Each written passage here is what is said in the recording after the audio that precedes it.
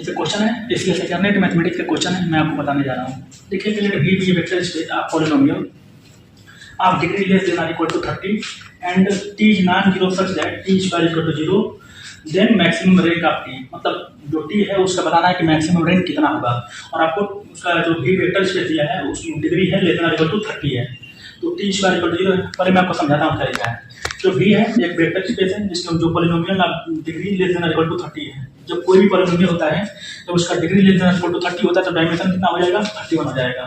ठीक है, जब डायमेंशन 31 हो जाएगा तो जो मैट्रिक्स जो आपको टी दिया गया है वो 31 क्रॉस 31 का मैट्रिक्स बन जाएगा। ठीक है, ठीक। और आपको दिया है क्वेश्चन में टी स्क्वायर इक्वल टू 0 होता है, तो टी स्क्वायर इक्वल टू 0 का मतलब क्या है कि नीलपोटेंट मैट्रिक्स।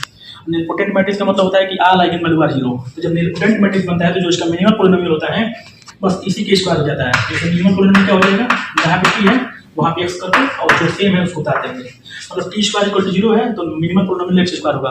अगर मान लीजिए टी क्यू इक्वल टू 0 होता है, सपोज मान लीजिए टी क्यू बराबर 0 होता तो मिनिमम पॉलिनोमियल क्या हो जाता है, एक्स क्यू हो जाता। ठीक है, बट यहाँ पे टी स्क्वायर है तो इसलिए एक्स स्क्वायर हो गया। ठीक है, इसको डन करते हैं। जब T square minimum polynomial x square हो गया, जब नीलपोटेंट मैट्रिक्स होता है तो जो क्वाड्रेटिक पॉलिनोमियल होता है तो उस मैट्रिक्स के आर्डर के क्यूब के बराबर हो जाता है, मतलब एक्स यानी कि, और मैट्रिक्स का आर्डर कितना है 31, यहाँ पे 31 हो जाएगा। और यहाँ पे 32 होता है तो यहाँ पे 32 लिखते हैं, 34 होता तो 34 लिखते हैं, तो यहाँ पे 31 है तो यहाँ 31 लिखती हैं। ठीक, यहाँ पे मिनिमम पॉलिनोमियल मिल गया और क्वाड्रेटिक पॉलिनोमियल मिल गया। ठीक है, तो हम एक मैट्रिक्स बनाते हैं और देखते हैं कि इसका रेंज कितना होगा। आपको पता होना चाहिए कि ना कि जो हमारा ब्लॉक बनेगा, जॉर्डन ब्लॉक बनेगा, उसमें कम से कम 2 क्रॉस 2 का एक ब्लॉक बनेगा और उससे छोटे ब्लॉक बनेंगे। हमको मैक्सिमम ब्लॉक निकालना है, तो जो यहाँ से आपको क्लियर हो गया कि जो टी स्क्वायर इक्वल टू 0 क्या हो गया कि जो हमारा ऑल आइगन वैल्यू क्या है 0 है। हमको मैट्रिक्स का आर्डर कितना है 31, तो 31 का 31 का बनाना है। 0 कितना होगा 31 होगा, क्योंकि 31 का मैट्रिक्स बन रहा है तो हमको ऑल आइगन वैल्यू 0 लिखना है, तो जितने भी आइगन वैल्यू होंगे सब 0 होंगे और 31 का मैट्रिक्स बनाना है, तो 31 0 लिखेंगे और उसके बाद हम 2 क्रॉस 2 का जॉर्डन ब्लॉक बनाएंगे। 2 क्रॉस 2 का जॉर्डन ब्लॉक क्या बनता है, ये बनता है।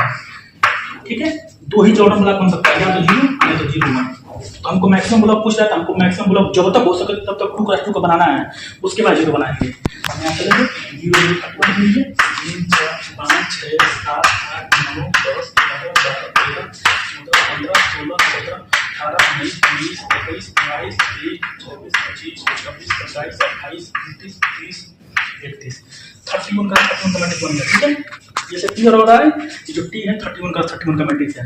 आपको टी स्क्वायर इक्वल टू 0 है तो ऑल आइगन वैल्यू 0 होगा, सब 0 है। ठीक, एक ब्लॉक कम से कम 2 क्रॉस 2 का बनेगा, नहीं तो 1 क्रॉस 1 का। तो हमको जब मैक्सिमम रैंक पूछ रहा है तो हमको पहले 2 क्रॉस 2 का चेकअप करना होगा। तो यहाँ पे 2 क्रॉस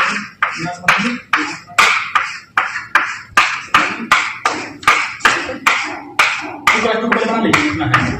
उसके बाद हम चेकअप करेंगे, एक बच गया 0। अब इसमें एक सब नहीं होगा क्योंकि 2 क्रॉस 2 में एक होता है। ठीक है, ये होता है, ये होगा इसमें अब बचा 0। तो अभी काउंट कीजिए 1 2 3 4 5 6 7 8 9 10 11 12 13 14 15। जब 15 को 2 क्रॉस 2 का मैट्रिक्स है तो इसमें नॉन जीरो नंबर कितने हैं, 1 कितने हैं ना, मतलब इस 2 क्रॉस 2 मैट्रिक्स में 1 कितना है 15 है और एक 0 है, तो 0 तो होगा नहीं, तो नंबर ऑफ नॉन जीरो कितने हैं, नंबर 15 है। इस मैट्रिक्स का रेंज कितना हो जाएगा 15 हो जाएगा, क्योंकि काउंट कीजिए 1 कितने हैं 15 है और बाकी सब 0 है, इसलिए इसका रेंज 15 हो जाएगा, इसलिए इसका सही हो जाएगा।